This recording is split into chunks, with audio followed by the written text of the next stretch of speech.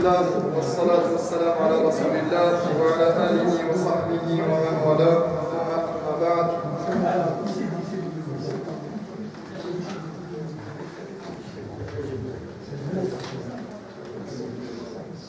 Alors on reprend notre explication de Ahwal al-Qulub, des différents états du cœur. Et on n'avait pas terminé l'explication concernant le cœur mort.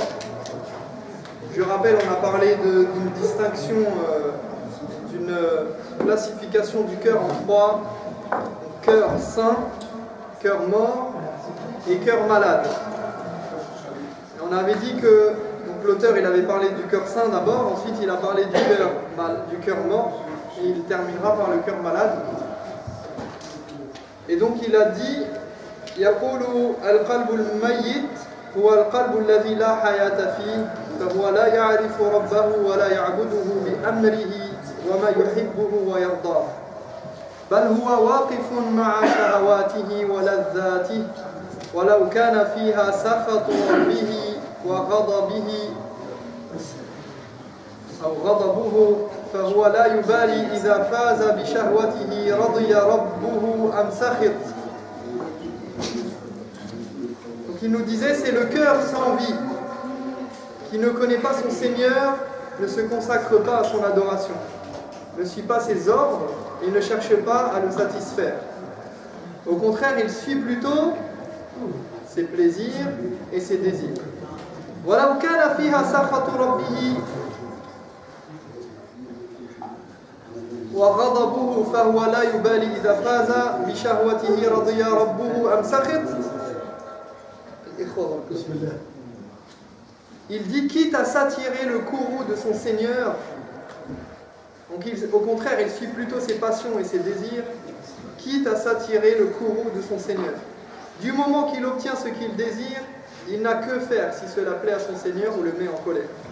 فهو متعبد لغير الله حبا وخوفا ورجاء ورضا وسخطا وتعظيما وذلا. En vérité, il est donc soumis à autre qu'Allah vis-à-vis de ce qu'il aime, ce qu'il craint, ce qu'il espère, ce qui le satisfait, ce qui le met en colère, ce qu'il honore et ce pourquoi il s'humilie et se rabaisse. إن أحب أحب لهواه وإن أبغض أبغض لهواه وإن منع منع لهواه وإن أعطى أعطى لهواه. Il aime et déteste en fonction de ses passions. Il donne et prive en fonction de ses désirs.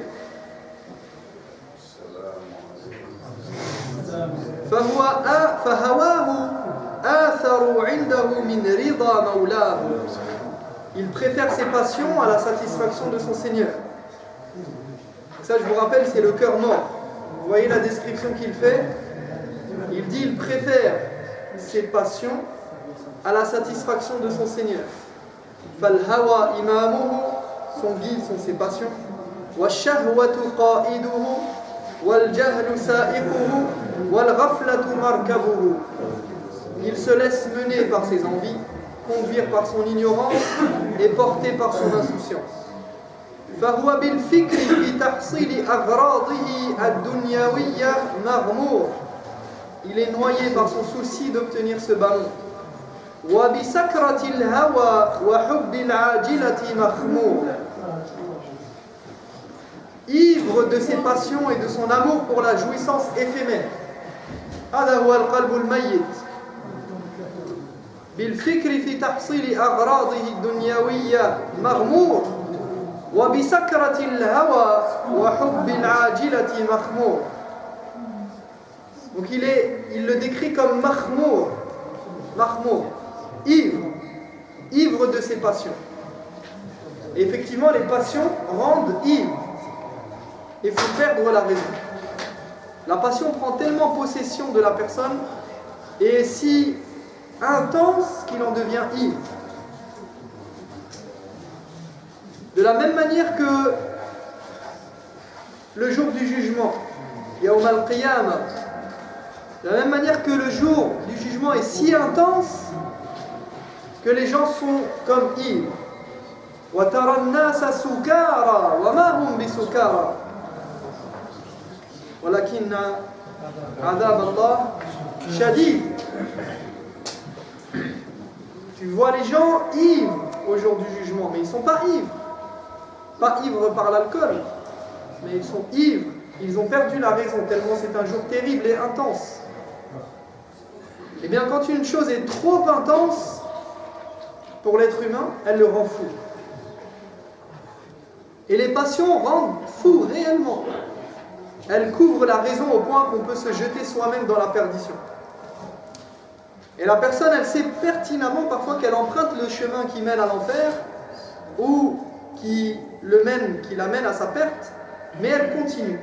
Elle continue parce qu'elle est passionnée, parce qu'elle est prise de quelque chose qui lui bloque la raison.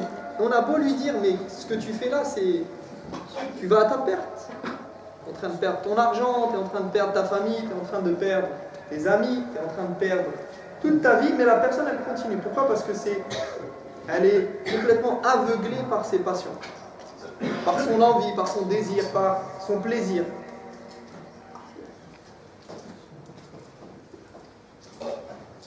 ينادى إلى الله والدار الآخرة من مكان بعيد فلا يستجيب للناصح ويتبع كل شيطان مريد الدنيا تسخطه وترضيه والهوى يصمه عما سوى الباطل ويعميه فمخالطة صاحب هذا القلب سقم ومعاشرته سم ومجالسته هلاك.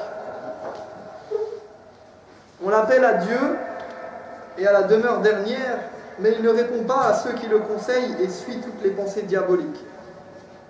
فالدنيا تسخطه وترضيه. لماذا؟ لأنها غايته. الدنيا غايته.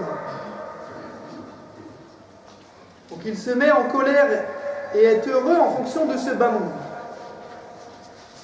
Pourquoi? Parce qu'il a fait de ce bas monde et des plaisirs de ce bas monde et des jouissances éphémères son but, c'est le but de sa vie. Donc s'il obtient ce qu'il souhaite, eh bien il est ravi s'il l'obtient. Et s'il ne l'obtient pas, eh bien il se met en colère et il est complètement défait et complètement abattu.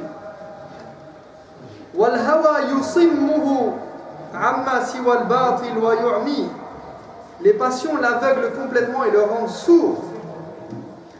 Il ne prête l'oreille et ne voit que le faux.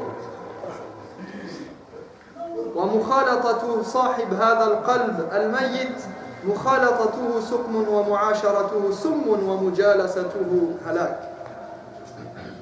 Et enfin, il termine par cette conclusion amère. Il dit: fréquenter celui qui a un cœur mort, c'est dangereux comme le poison, et rester en sa compagnie mène à la perte. Forcément, puisque celui qui est décrit avec toutes ces caractéristiques-là, qui ne fait que suivre ses passions, qui ne juge et ne voit qu'à travers le prisme de la dunya, de ce bas monde, de j'ai acquis, j'ai obtenu, j'ai telle richesse, tel bien m'a échappé, j'ai besoin de tant d'argent, j'ai tel projet, j'ai envie de cette chose-là. Eh bien, cette personne, elle ne vit que pour la dunya et que par la dunya.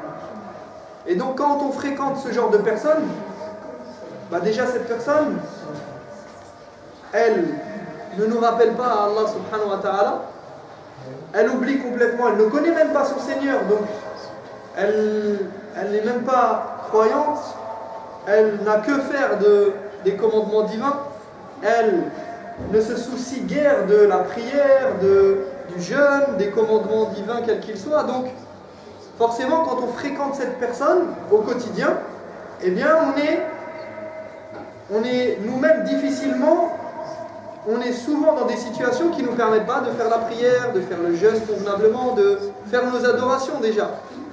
Sans parler des péchés vers lesquels elle peut nous attirer. Même si on ne veut pas, c'est-à-dire que malgré nous, comme le prophète alayhi salatu wassalam le dit dans le hadith où il dit que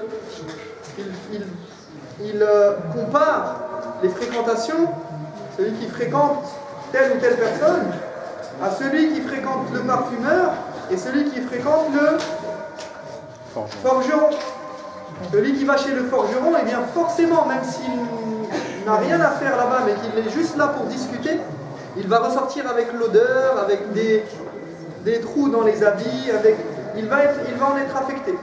Et s'il fréquente le parfumeur, même s'il n'achète rien, il va ressortir avec du parfum sur ses habits, sur lui. Donc c'est la même chose, la fréquentation, elle est très très importante.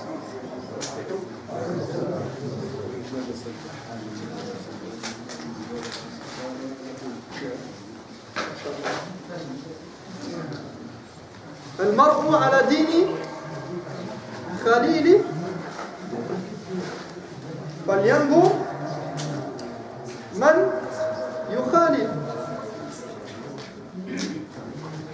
L'homme, le croyant, la personne, quelle qu'elle soit, elle aura la religion de son compagnon de tous les jours, de son ami intime. Elle aura quand on dit la religion, c'est-à-dire qu'elle n'aura peut-être pas la même croyance forcément sur toutes les choses, mais elle aura le caractère, le comportement, les mêmes choses. Si vous êtes tout le temps avec quelqu'un qui vous parle des résultats sportifs, un tel il a marqué, l'autre il a fait ci, l'autre il a fait ça, 24 heures sur 24, eh bien vous allez forcément finir par être un crack, spécialiste. Vous allez savoir tout ce qui se passe à chaque instant, il va vous envoyer des SMS, il va poster ça sur les réseaux sociaux, etc. Vous allez devenir spécialiste malgré vous. Et petit à petit, à force de fréquenter cette personne, même quand elle ne sera pas là, vous allez y penser. Vous allez y réfléchir. Vous allez vous dire, ah tiens, je vais regarder ça parce que ça va vous créer un lien avec cette personne. Si vous fréquentez quelqu'un qui ne fait que lire le Coran, parler du Coran, réciter le Coran, eh bien vous allez forcément, quand vous allez être tout seul, vous allez vous dire, ah tiens, il faut que je lise un petit peu. Ah tiens, il m'a parlé de ça. Ah, il a parlé de telle chose, je vais aller vérifier, je vais aller regarder, je vais lire. Et c'est normal. Et d'ailleurs, vous le voyez très bien pour ceux qui ont eu des fois certaines fréquentations et qui commencent un petit peu à revenir vers la religion et qui commencent à s'intéresser à certains sujets, eh bien quand vous rencontrez certaines personnes, vous ne savez plus quoi dire. Parce que vous n'avez plus rien en commun. Parce que vous êtes anta fi wad wa huwa fi wad akhar. Chacun est dans sa planète. Et la communication, elle est dure. Vous pouvez parler, mais vous allez sentir que la communication, elle est vide de sens. Vous ne savez pas quoi dire parce que vous avez besoin d'une connexion avec cette personne et vous êtes connecté sur autre chose. Donc c'est très très important. طيب القلب المريض. Donc maintenant il a parlé du cœur saint, il a parlé du cœur mort, et ce sont deux descriptions qui s'opposent littéralement. Et on avait vu que la description fondamentale c'était la connaissance de Dieu et la volonté d'aller vers Dieu ou non. Et forcément le cœur saint il va vers Dieu, il est avide de connaissance de Dieu, avide d'appliquer les préceptes de Dieu et de satisfaire son Seigneur. Et a contrario, à l'inverse, le cœur mort, eh bien, lui, il ne veut même pas entendre parler de Dieu. Et moins il entend parler de Dieu, mieux il se porte. Entre les deux, on a le cœur malade. قال القلب المريض قلب له حياة قلب له حياة وبه علة تمده مدتان هذه مرة وهذه مرة. Donc le cœur malade, c'est un cœur en vie, fondamentalement et foncièrement en vie, il vit, mais il a une maladie, ou plusieurs. Tantôt c'est la vie qui l'anime, et tantôt c'est la maladie. وَهُوَ لِمَا غَلَبَ عَلَيْهِ مِنْهُمَا. Et son état dépendra de ceux qui prendra le dessus. Donc il y a une guerre dans ce cœur malade, entre la vie et la maladie. Et son état dépendra de ce qui va prendre le dessus et qui sera plus fort, qui va l'emporter, entre l'état malade et l'état sain et vivant. Comme lorsqu'on est malade, physiquement je parle. Quand on est malade physiquement, eh bien on a des passages à vide et on a des passages où on se sent mieux. On a des passages où on sent qu'on retrouve un peu la santé, des passages où on peut retomber malade. Eh bien c'est la même chose en ce qui concerne le cœur. ففيه من محبة الله تعالى والإيمان به والإخلاص له والتوكل عليه ما هو مادة حياته. Écoutez, ça c'est très important, parce que c'est un principe qui va nous aider au quotidien. Il nous dit, il possède un certain amour d'Allah, ce cœur malade. C'est un cœur malade. قلب مريض. ولكن فيه من محبة الله. Il possède un certain amour d'Allah, un certain degré de foi, de pureté de son intention, de confiance en lui, qui lui procure sa vie et anime son existence.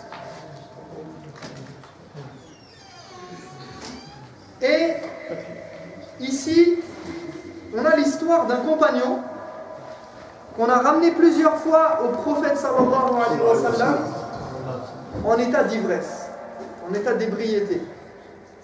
Yashrab al-khamar. كان يشرب الخمر ويؤتى به إلى النبي صلى الله عليه وسلم مرة ثم بعد مرة. Donc on l'amène au prophète sallallahu alayhi wa sallam. Et à un moment donné, certains des compagnons, Allahu alam, peut-être Omar, eh bien, il l'a maudit en présence du prophète sallallahu alayhi wa sallam. Parce qu'il dit, comment tu bois de l'alcool, on t'amène au prophète, on te dit arrête de boire. Tu reviens, tu repars, tu reviens plusieurs fois.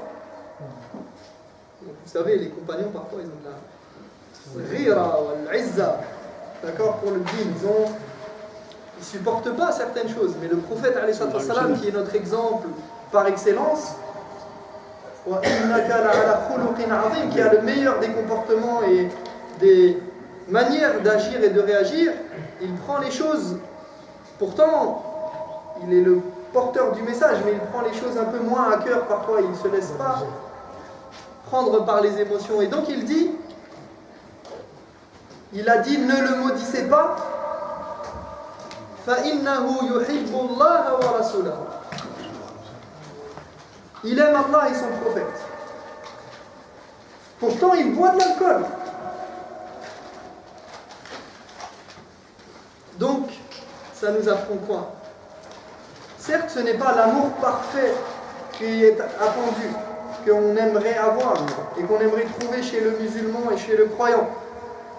Parce que sinon, il n'aurait pas succombé et ne serait pas tombé dans l'interdit. Mais il faut savoir distinguer entre la foi d'une personne et les défauts qu'elle peut avoir ou ses péchés, et il ne faut pas l'enfoncer. Au contraire, il faut vanter son côté vivant, animé par la foi. C'est comme chez un malade. Tu vas voir un malade, si tu lui dis Ya akhi miskin, anta ala qaydat hayat, yani khalas, on n'a plus d'espoir pour toi. Là, tu vas voir un malade, tu lui dis la bas, khalas, yani inshallah, tahour, bientôt, tahassant, masha'Allah, tu vas bien, tu lui donnes de l'espoir. D'ailleurs, c'est min adab iyadatil marid. Les bonnes manières quand on visite quelqu'un qui est malade, c'est de lui donner de l'espoir. Non, ça va aller, tu vas mieux, ton visage. Non, pas, tu n'arrives pas à voir la personne, tu fais la hawla wa la quwwata illa billah. Non, qu'est-ce qui t'arrive? Non. Tu dis quelque chose qui va le conforter, lui donner de l'espoir, et déjà il se sent mieux. Eh bien, c'est pareil avec le al-asi, avec le pécheur. Et nous, souvent, malheureusement, on voit quelqu'un qui fait un péché, on est là. Ça y est, on le voit déjà, les flammes de l'enfer qui l'entourent et il est fini. Alors que peut-être nous, on peut tomber dans ce péché, on peut tomber dans pire que lui. Certains même d'entre nous vont directement le juger, donc donner le jugement à la place d'Allah, qui est encore pire. Donc à nous de faire attention à ce que comment on traite avec les gens et comment on traite avec le péché. Regardez, il a dit, c'est le prophète alayhi salatu wassalam qui a dit il aime Allah et son prophète alors qu'il boit de l'alcool. Alors certes, il n'est pas parfait, et il fait des erreurs, et ça c'est une... Et c'est pour ça que, comme l'a dit Cheikh al-Islam Ibn Taymiyyah, rahimahullah, il dit que on regarde le péché, le pécheur, bi'aynayn, avec deux yeux. Bi'ayn al-shari'a hatta tunkir ala al-ma'siya wa dhanb. Donc avec l'œil de la législation, avec l'œil qui regarde ce péché en le jugeant et en disant attention, ça c'est haram, on regarde avec ce côté-là, mais on regarde aussi avec l'œil bi'ayn ar-rahma. On regarde avec l'œil de la miséricorde le pécheur. Et en se disant que, premièrement, alhamdoulilah, que Allah il nous est préservé de ce péché. Et deuxièmement, que cette personne, eh bien, peut-être qu'elle a besoin d'aide, peut-être qu'elle est dans une souffrance. Parce que nous-mêmes, on peut être dans une souffrance lorsqu'on commet des péchés et qu'on est avec Allah subhanahu wa ta'ala et qu'on se dit, et qu'on demande à Allah de nous sortir de ce péché. Et on fait tous des péchés, il n'y a personne d'entre nous qui est parfait. Donc, comme on dit, ne jette pas la première pierre, et le doigt accusateur, il pointe un doigt, mais il en a trois qui reviennent vers lui. D'accord? Donc on s'accuse nous-mêmes avant d'accuser les autres, et on regarde nos propres défauts avant de regarder les défauts des autres. Parce que c'est très facile de juger l'autre.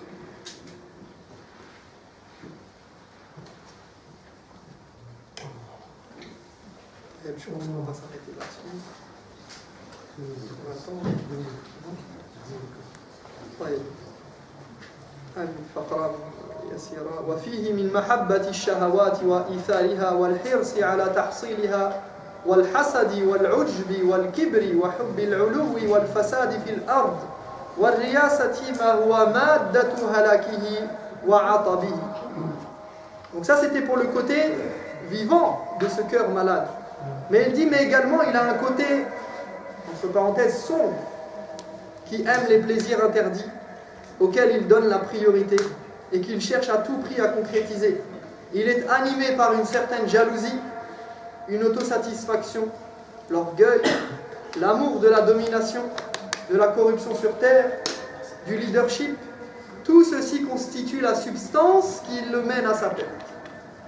وهو ممتحن بين داعيين داع يدعوه إلى الله ورسوله والدار الآخرة وداع يدعوه إلى العاجلة وهو إنما يجيب أقربهما منه بابا وأدناهما إليه جوارا.